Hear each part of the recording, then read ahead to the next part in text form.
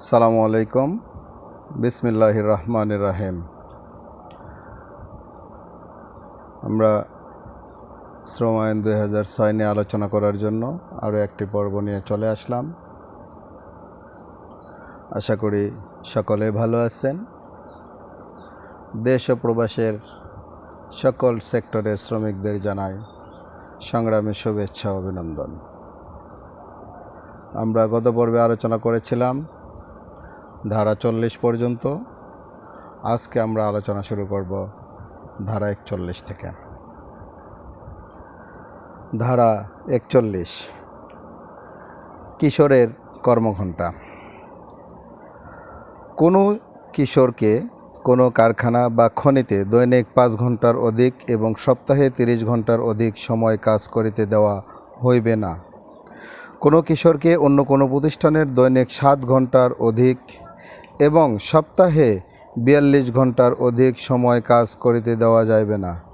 কোনো কিশোরকে কোনো প্রতিষ্ঠানে সন্ধ্যা 7 ঘটিকা হইতে সকাল 7 ঘটিকার মধ্যবর্তী সময়ে কোনো কাজ করতে দেওয়া যাইবে না। যদি কোনো কিশোর অধিকাল কাজ করেন, তাহা হইলে অধিকাল সহ তাহার কাজের মোট সময় কারখানা বা খনির ক্ষেত্রে সপ্তাহে 36 ঘন্টা, অন্য কোনো প্রতিষ্ঠানের ক্ষেত্রে সপ্তাহে 48 ঘন্টা, এর অধিক হইবে না। কোনো প্রতিষ্ঠানে কোনো কিশোরের কাজের সময় 2টি পালায় সীমাবদ্ধ রাখিতে হইবে এবং উহার কোনো পালার সময়সীমা 7.5 ঘন্টার বেশি হইবে না। কোনো কিশোরকে কেবলমাত্র একটি রিলেতে নিয়োগ করা যাইবে এবং পরিদর্শকের নিকট হইতে লিখিত পূর্ব অনুমোদন ব্যতীত 30 দিনের মধ্যে ইহা একবারের বেশি পরিবর্তন করা যাইবে না। এই আইনের অধীনে সাপ্তাহিক ছুটি সংক্রান্ত বিধান কিশোর শ্রমিকের ক্ষেত্রে প্রযোজ্য হইবে এবং এই বিধানের প্রয়োগ কিশোর শ্রমিকের ক্ষেত্রে স্থগিত করা যাইবে না। একই দিনে কোনো কিশোর একাধিক প্রতিষ্ঠানে কাজ করিতে পারিবে না। ধারা 41, ভূগর্ভে এবং পানির নিচে কিশোরের নিয়োগের নিষেধ। কোনো কিশোরকে ভূগর্ভে বা পানির নিচে কোনো কাজে নিয়োগ করা যাইবে না। ধারা 43, কিশোরের কাজের সময়ের নোটিশ। কোনো প্রতিষ্ঠানে কিশোর শ্রমিক নিযুক্ত থাকিলে উহাতে বিধি দ্বারা নির্ধারিত পদ্ধতিতে কিশোরের কর্মঘণ্টা সম্পর্কে তাহার কাজের নির্দিষ্ট সময়ে উল্লেখ সহ একটি নোটিশ প্রদর্শন করিতে হইবে।